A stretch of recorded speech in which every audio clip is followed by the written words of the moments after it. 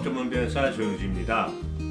예, 오늘은 여러분들이 많이 질문해 주셨고 전화 또는 뭐 상담을 통해서 많이 질문하셨고 또 제 영상에 유튜브 영상에도 질문하신 분이 있어서 거기에 대한 답변을 해드리려고 합니다.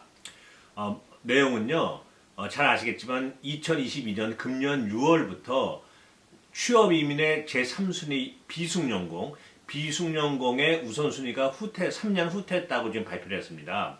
거기에 대해서 많은 분들이 이게 무슨 뜻이냐, 영주권이 엄청나게 3년 동안 후퇴되는 거 아니냐, 이런 걱정을 많이 해주시면서 이렇게 계속 후퇴가 되면 궁극적으로는 뭐 엄청나게 영주권이 밀리는 거 아니냐, 이런 걱정을 많이 해주셨습니다. 이제 거기에 대해서 답변을 해드리려고 합니다. 답은요, 뭐 반은 맞고 반은 틀리다라고 말씀드릴 수가 있습니다. 이제 먼저 아셔야 될 게 미국 영주권은 1년에 한도가 있습니다. 뭐 1년에 20만, 30만, 40만 주는 건 아니고 1년에 18만 명 정도한테 영주권을 줍니다. 가족 단위가 아니라 한 명한테 하나 주는 그런 개념인 거죠. 그래서 가족이 4이면, 한 가족이 4이면 4명이 영주권을 받는다, 이렇게 계산하는 겁니다. 그래서 취업 이민은 몇 명, 1년에, 뭐 가족 이민은 몇 명, 이렇게 할당이 되어 있는데, 이제 그거 갖다 영어로 얘기하면 쿼터라고 그러죠.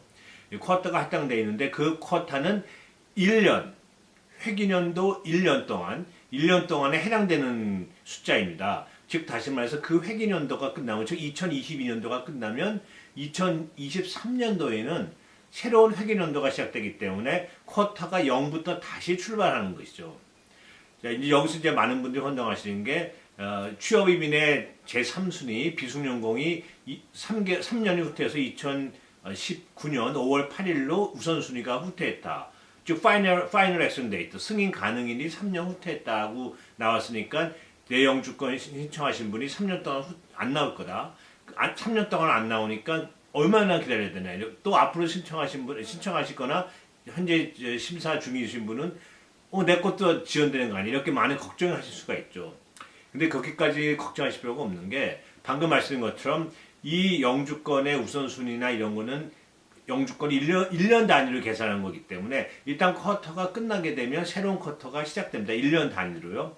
그 1년이 흔히 우리는 새로운 1년은 1월 1일 날 시작하잖아요. 새 년도는 매년도. 근데 이민법상 새로운 회계연도는 1월 1일이 아니라 10월 1일입니다.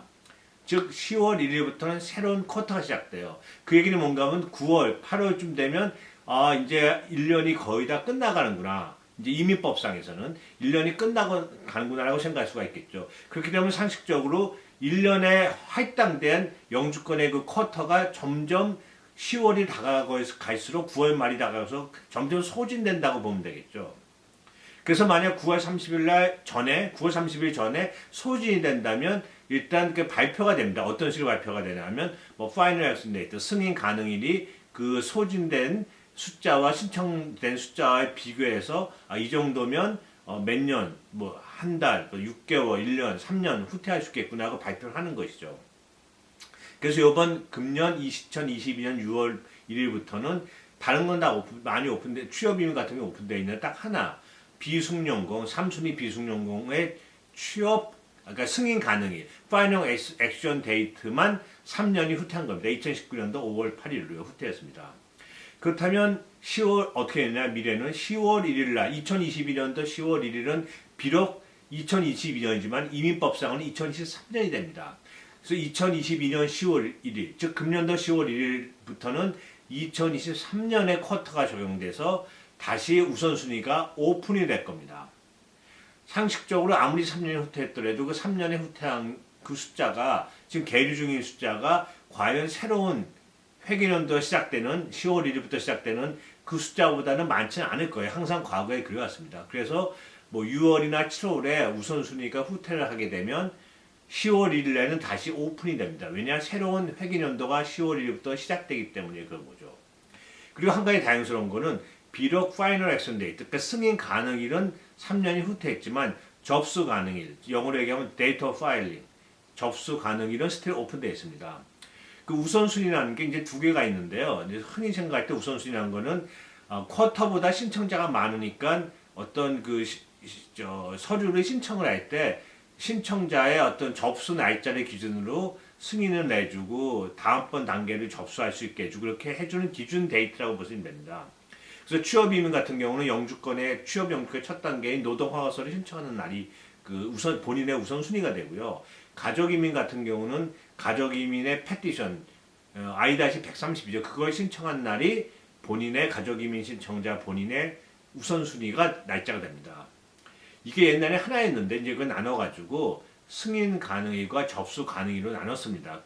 접수 가능일로 나눈 가장 큰 이유가 일단 마지막 단계 I-485를 접수하거나 이제 해외의 경우는 DS260이 되겠죠. 일단 특히 이제 미국에 계신 분들은 I-485를 신청하셨는데요.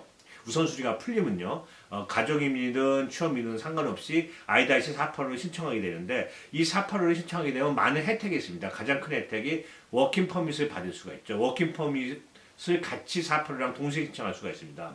그래서 워킹 퍼밋을 받으면 그 근거로 소셜 넘버도 받고 합당 그 소셜 넘버와 워킹 퍼밋을 가지고 합당하게 합법적으로 일을 할 수가 있습니다. 일을 하니까 경제적인 활동을 할 수가 있기 때문에 재정적으로 큰 도움이 되죠. 그리고 또 여행허가서도 동시에 신청할 수가 있습니다. 그래서 여행허가서를 신청하게 되면 여행허가서 받고 그러니까 해외에 나갔다 올 수도 있습니다. 이것이 바로 I-485를 신청할 때 받을 수 있는 큰 혜택이죠. 그리고 또 한 가지가 I-485를 신청한 다음에는 영주권이 승인난다는 전제로 I-485를 신청한 다음에는 합법적인 비자를 유지하지 않아도 됩니다. 영주권을 받는데 지장이 없어요. 물론 합법적인 그 비자가 없어졌으니까 만약 485를 신청한 다음에 합법적인 비자가 없어졌을 경우 만약 영주권이 거부가 되게 되면 불법이 됩니다. 그래서 그걸 우려하신 분들은 내가 비록 I-485를 신청했더라도 합법적인 비자 유지하겠다. 왜냐하면 영주권이 100% 나온다는 보장을 못하기 때문에 라고 생각하신 분들은 485를 신청하셨더라도 계속적으로 합법적인 비자 유지하시는 분도 계십니다.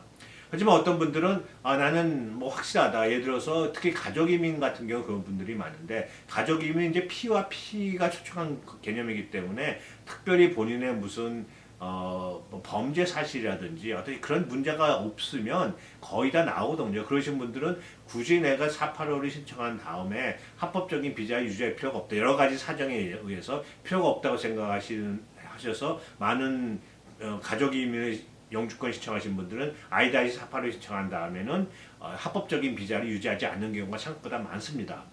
그래서 일단 I-485를 접수하게 되면 이렇게 큰 혜택이 있습니다. 일단 합법적인 비자를 유지하지 않으면 어떤 뭐 합법적인 비자를 유지하면서 들어가는 부대 비용도 들지 않게 되고 또 합법적으로 일을 할 수가 있기 때문에 경제활동을 통해서 재정적으로 큰 도움이 될 수가 있고 또 경우에 따라서는 해외에 나갔다 올 수도 있고 그래서 이런 혜택들이 있기 때문에 I-485를 빨리 신청하는 게 참 좋습니다. 그리고 물론 I-485를 빨리 신청해야지만 영주권이 빨리 상식적으로 빨리 나오게 되겠죠.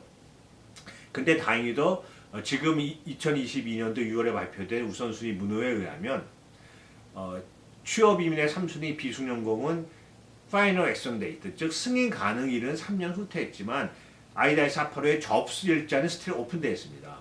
그래서 자신의 우선순위가 만약 오픈되어 있다면 6월에 자신의 우선순위가 3년 승인 가능일로부터는 3년 그 후퇴했지만 접수 가능일은 오픈되어 있다면 일단 485를 신청하는 게 좋죠. 왜냐하면 워킹 퍼밋을 받을 수 있고 여행허가서도 받을 수 있기 때문이죠. 그리고 경우에 따라서는 뭐 합법적인 비자를 더 이상 유지 안 해도 될 수가 있다는 이제 그런 가능성 때문에 다행히 I-485를 신청하는 게 좋습니다. 그래서 그런 면에서는 비록 이번에 발표된 6월의 문호가 비숙련공의 문호가 승인 가능일이 3년 후퇴했지만 접수 가능일은 스틸 오픈되어 있기 때문에 일단 접수를 시키시는 게 유리합니다. 그리고 일단 접수를 시키시게 되면 일단 접수가 됐기 때문에 승인이 아무리 오래 걸리더라도 일단 한숨을 좀 놓으실 수가 있다는 이제 그런 또 심리적인 안정을 또 찾을 수 있다는 그런 장점도 있습니다. 그래서 비록 이제 3년이 후퇴했지만 승인 가능이면 후퇴했고 접수 가능일은 스틸 오픈되어 있기 때문에 접수가 가능하다는 다행스러운 면이 있고요. 또 궁극적으로는 10월 1일부터 금년도 2022년도 10월 1일부터 다시 새로운 회계 연도가 시작되면서 영주권의 쿼터가 시작되기 때문에 아마 금년도 10월 1일부터는 그 우선순위가 비숙련공 우선순위가 다시 오픈으로 될 거라고 저는 확신을 하고 있습니다. 그래서 물론 이 우선순위가 후퇴 안 하는 게 제일 좋죠. 하지만 일단 후퇴했더라도 그렇게 아주 비관적으로 생각하시거나 큰일 났다고 생각하실 필요는 없습니다. 10월 1일 되면 새롭게도 오픈이 되고 또 486을 시청할 수 있으면 또 그런 어떤 여러 가지 또 혜택이 있기 때문에요. 기다리시는데 훨씬 더 편하다는 이제 그런 또 심리적인 안정도 있을 수도 있고요. 또 현실적으로 또 그런 재정적인 도움을 받을 수 있고 이러기 때문에 생각하시는 것보다 이렇게 크게 나쁘지 않은 상태라고 말씀드릴 수 있습니다. 물론 에브리 카테고리가 오픈되는 것보다는 좀 안 좋겠지만요. 하지만 생각하시는 것보다는 그렇게 나쁘지 않다고 말씀드릴 수가 있습니다. 예, 오늘 여기까지 하겠습니다. 시청해주셔서 감사합니다. 전 다음에 와서 뵙겠습니다. 감사합니다. 안녕히 계십시오.